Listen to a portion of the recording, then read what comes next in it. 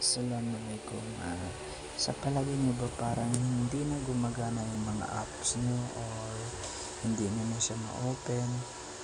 Baka kailangan niyo lang itong i-update.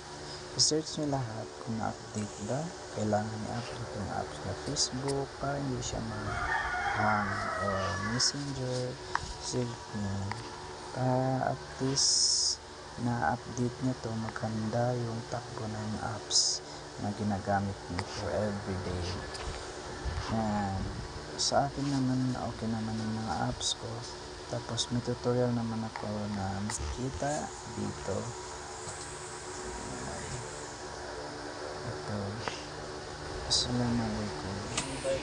May napapansin ka ba na hindi na gumagana yung mga apps mo? Kumbaga nag-stop to. Tignan nyo sa Play Store, i-search nyo.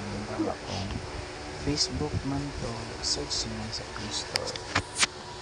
Pag tingin nyo hindi naman siya kailangan i-update, okay yan. Tulad ng YouTube, pag yung YouTube nyo kailangan na-update, i-update nyo agad para at least hindi siya nag-hang, para makita nyo pa rin ato yung mga update. Yun lang po, maraming salamat.